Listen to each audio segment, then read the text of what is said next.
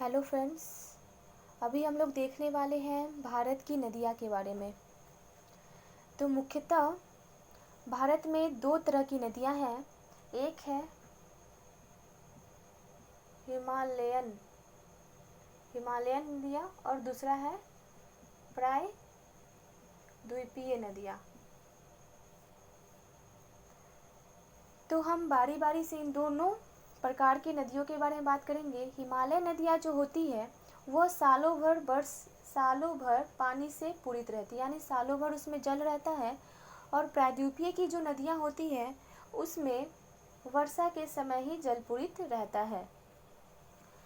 तो इसमें हम लोग भारत के उत्तर साइड में जानते हैं हिमालय है, इधर हिमालय है जो इस तरीके से दिखाया गया हिमालय को।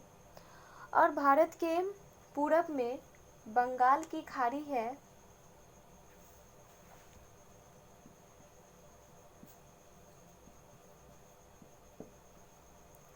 और भारत के पश्चिम में अरब सागर है।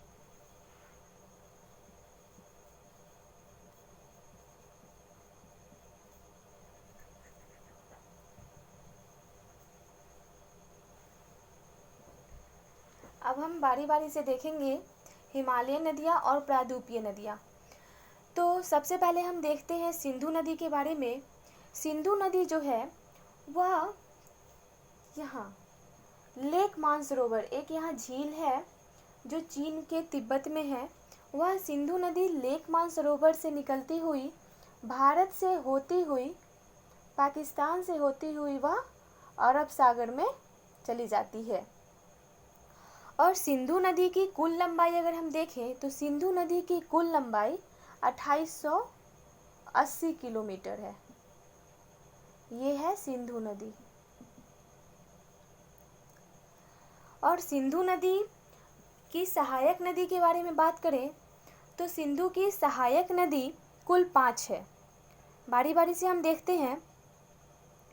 एक नदी है झेलम, सबसे ऊपर में है झेलम नदी, चिनाब नदी, राबी, ब्यास और सतलज। ये पांचों नदियां जो है ये सिंधु की सहायक नदी है। सबसे ऊपर है झेलम, इसके बाद है चिनाब, इसके बाद है राबी, फिर है ब्यास और इसके बाद है सतलुज। यहाँ पे इससे सतलुज नदी पे हम देखेंगे भारत का सबसे ऊंचा बांध भाखड़ा नंगल बांध। भाखड़ा नंगल बांध जो है ये सतलज नदी पे ही है। और एक इंदिरा गांधी नहर जो है वह सतलज नदी पर ही बनाया गया है। इंदिरा कैनल वो कहाँ किस नदी पे है? सतलज नदी पे ही है। यहाँ पे एक बात और आता है, सिंधु जो संधि हुआ था सिंधु जल समझौता, वो भारत और पाकिस्तान के बीच सिंधु जल समझौता सिंधु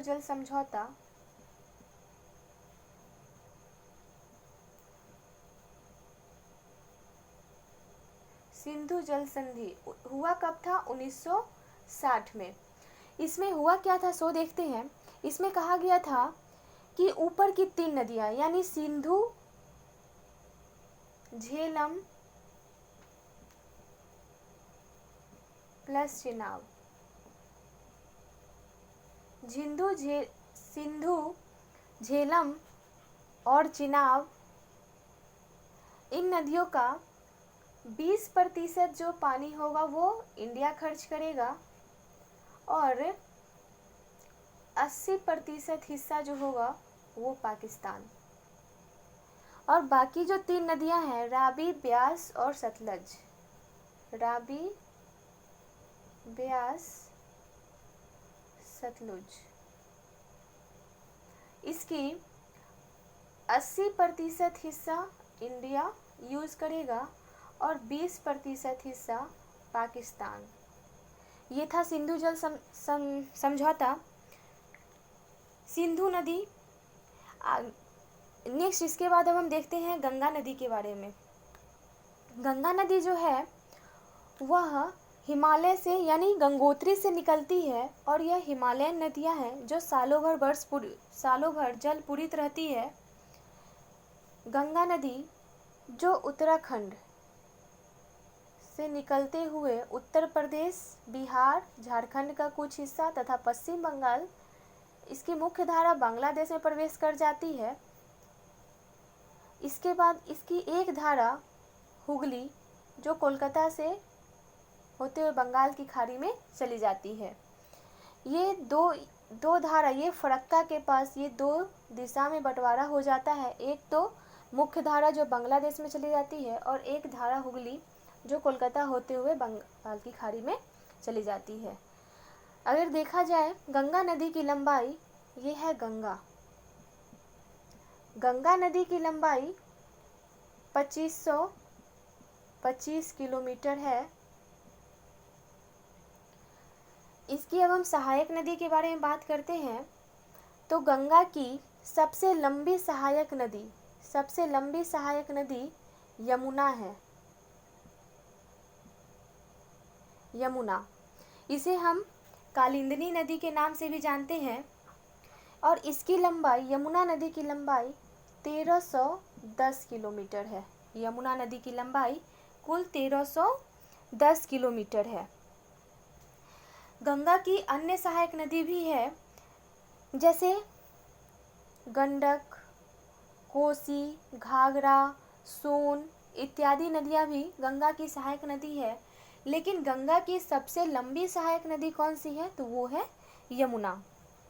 आगे अब हम बात करते हैं ब्रह्मपुत्र नदी। ब्रह्मपुत्र नदी जो है वो भी लेक मानसरोवर से होते हुए नामचा बरुआ नामक स्थान से ये भारत में प्रवेश करती है और अरुणाचल प्रदेश, असम होते हुए बांग्लादेश में गंगा से जा मिलती है। ब्रह्मपुत्र नदी को तिब्बत में सांगपो नदी के नाम से जाना जाता है। सांगपो नदी के नाम से जाना जाता है और इसकी कुल लंबाई 2900 किलोमीटर है तथा जब यह भारत में प्रवेश करती है तब इसे हम ब्रह्मपुत्र के नाम से जानते हैं।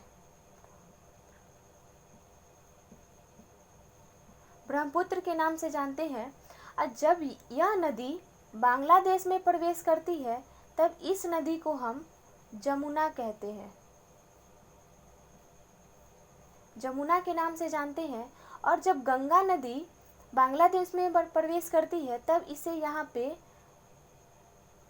पद्मा के नाम से जाना जाता है तथा जब ये दोनों नदी संयुक्त रूप से मिलती है तब इसे मेघना कहा जाता है। यानी कि ब्रह्मपुत्र नदी को तिब्बत में सांगपो के नाम से जाना जाता है, भारत में ब्रह्मपुत्र के नाम से जाना जाता है। जब यह बांग्लादेश में चली जाती है तब इसे जमुना के नाम से जाना जाता है और गंगा नदी को बांग्लादेश में पद्मा के नाम से जाना जाता है। जब यह दोनों नदी आपस में मिल जाती है तब इसे मेघना के नाम से जाना जाता है। यह दोनों नदी एक डेल्टा का निर्माण करती है जिसे सुंदरबन डेल्टा कहा जाता है। सुंदरबन डेल्टा जो विश्व का सबसे बड़ा डेल्टा है और इसका नाम सुंदरबन क्यों पड़ा, क्योंकि यहाँ पे एक सुंदरी नामक वृक्ष पाया जाता है, इसके कारण इसका नाम सुंदरबन पड़ा। अब नेक्स्ट हम बात करते हैं प्रायद्वीपीय भारत की नदियाँ। प्रायद्वीपीय भारत की नदी में अगर हम देखेंगे तो यहाँ छत्तीसगढ़ में एक जगह यानी एक पहाड़ी है, अमरकंटक की पहाड़ी। यहाँ से 3 नदियाँ निकलती है। एक तो पश्चिम की तरफ बहते हुए अरब सागर में चली जाती है और एक नदी उत्तर की ओर जाकर गंगा में मिल जाती है जिसका नाम है सोन, और एक नदी महानदी है जो बंगाल की खाड़ी में जाकर मिल जाती है। अब हम देखते हैं नर्मदा नदी के बारे में। यानी नर्मदा नदी जो है,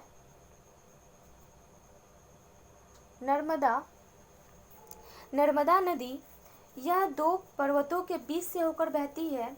यानी वैसी नदी है जो रिफ्ट वैली से होकर बहती है, यानी भ्रंश घाटी से होकर। यह विंध्याचल और सतपुड़ा के बीच में है। विंध्याचल और सतपुड़ा के बीच में है नर्मदा नदी।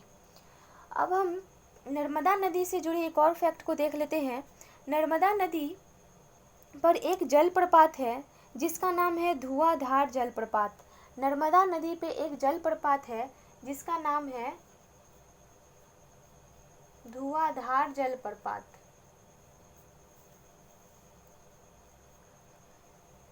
और इसकी लंबाई कितनी है? तो नर्मदा नदी की लंबाई 1310 किलोमीटर है। नर्मदा नदी की लंबाई। सोन नदी के बारे में बात किए तो सोन नदी गंगा में उत्तर की ओर जाकर यानी उत्तर की दिशा में बहती है और गंगा नदी से जाकर मिलती है। और एक और नदी यहाँ से निकलती है, महानदी। महानदी से जुड़ा एक और बात है कि महानदी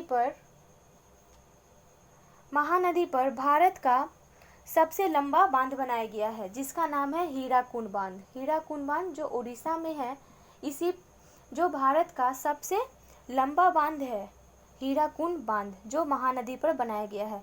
महानदी की लंबाई देखें तो इसकी लंबाई 851 किलोमीटर है। इसके बाद अब हम बात करते हैं, नर्मदा के बाद एक है ताप्ती नदी। ये भी नदी पश्चिम की तरफ बहती है और अरब सागर में गिर जाती है। यानी दो वैसी नदी है जो पश्चिम दिशा की ओर बहती है और अरब सागर में गिरती है। एक नदी के बारे में बात करते हैं जिससे अधिकतर बार प्रश्न पूछे जाते हैं। एक नदी है माही। माही वैसी नदी है जो कर्क रेखा को 2 बार काटती है। कर्क रेखा को 2 बार काटती है और अरब सागर में गिर जाती है। इसके बाद अब हम देखते हैं गोदावरी नदी के बारे में। गोदावरी नदी त्र्यंबकेश्वर के पहाड़ी से निकलती है। गोदावरी नदी त्र्यंबकेश्वर के पहाड़ी से निकलती है और बंगाल की खाड़ी में गिर जाती है। गोदावरी नदी को हम प्रायद्वीपीय भारत की गंगा के नाम से भी जानते हैं। इसे वृद्ध गंगा भी कहा जाता है। गोदावरी नदी को वृद्ध गंगा भी कहा जाता है। और गोदावरी नदी की लंबाई देखें तो इसकी लंबाई 1465 किलोमीटर है जो त्र्यंबकेश्वर के पहाड़ी से निकलती है और बंगाल की खाड़ी में गिर जाती है। नेक्स्ट है हमारा कृष्णा नदी।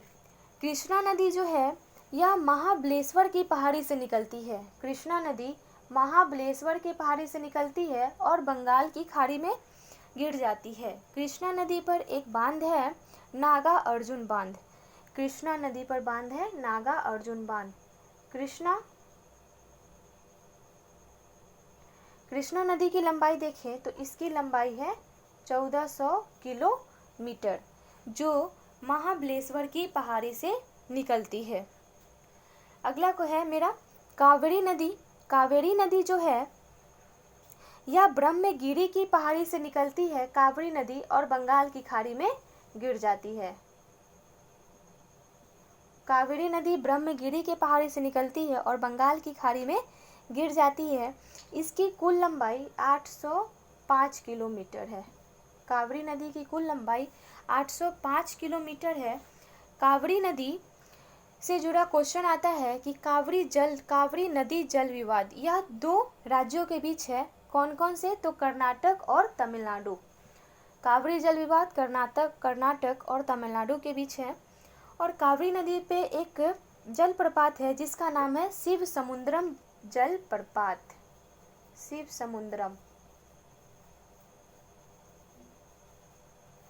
समुद्रम जलप्रपात।